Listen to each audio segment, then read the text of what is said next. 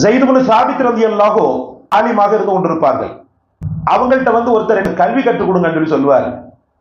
அப்ப மதீனாவில் இருந்த ஸைத் இப்னு சாபித் ரலியல்லாஹு என்ன பண்ணுவாங்கண்டா, என்னை விட அபூ ஹுரைரான்னு சொல்லி ஒருத்தர் இருக்கிறாரு, அவர்கிட்ட போங்க, அபூ ஹுரைரா என்னை விட மிகச் சிறந்தவர். கடந்த காலத்தினுடைய நினைவுகளை ஸைத் இப்னு சாபித் ரலியல்லாஹு அசை போடுவாங்க. ஒருமுறை நானும் அபூ ஹுரைரா ரலியல்லாஹு இன்னொரு சஹாபியும் 3 பேரும் ஒரு இடத்துல அமர்ந்து கொண்டிருந்தோம். ஒருவருக்கொருவர் துவா செய்து ஒருவருக்கொருவர் ஆமீன் சொல்லி கொண்டிருந்தோம். ஏன்னா ஏதாவது நல்லறத்தை அல்லாஹ்விடத்துல கேட்டு பிறர் ஆமீன் சொல்லும் போது அல்லாஹ் ரப்பல் ஆலமீன் கபூலியத்தை ஏற்படுத்துறான்றதுக்காக நாங்க என்ன செஞ்சிட்டு இருந்தோம், அந்த 3 பேருமே ஒவ்வொருவருடைய தேவைகளை சொல்லி மற்ற இருவரும் ஆமீன் அப்படின்ற மாதிரி என்ன செஞ்சுக்கிட்டு இருந்தோம், சொல்லிக்கிட்டு இருந்தோம்.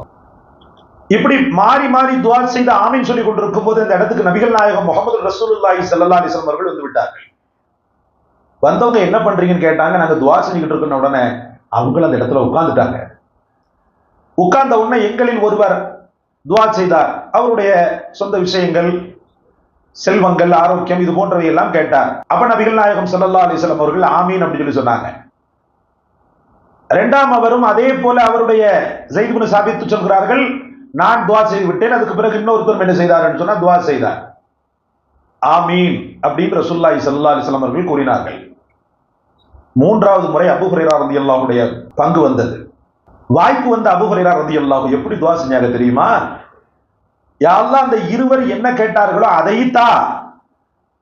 வஅஸ்அலுக இல்மன் லா யுன்ஸா. இறைவா, உன்னிடத்திலே நான் மறக்கப்படாத கல்வியை நான் கேட்கிறேன், எந்த காலத்திலும் மறக்கப்படாத கல்வியை நான் கேட்கிறேன் அப்படின்னு துவா செஞ்சாங்க.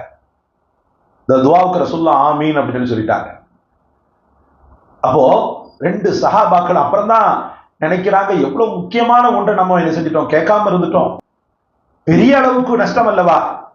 உடனே அதுல ஒருத்தர் என்ன பண்ணாருன்னு சொன்னா, யா ரசூலல்லாஹ், நாங்களும் அதே போல துவா செய்கிறோம், அஸ்அலுக இல்மன் லா யுன்ஸா அப்படின்னு சொல்லி துவா செய்ய போறோம் அப்படின்னு உடனே பெருமானார் ஸல்லல்லாஹு அலைஹி வஸல்லம் சொன்னாங்க, சபகக்கும் குலாமத் தௌஸ், உங்களை அபூ ஹுரைரான்ற அந்த சகோதரர் முந்திட்டார்னு சொல்லி சொன்னாங்க.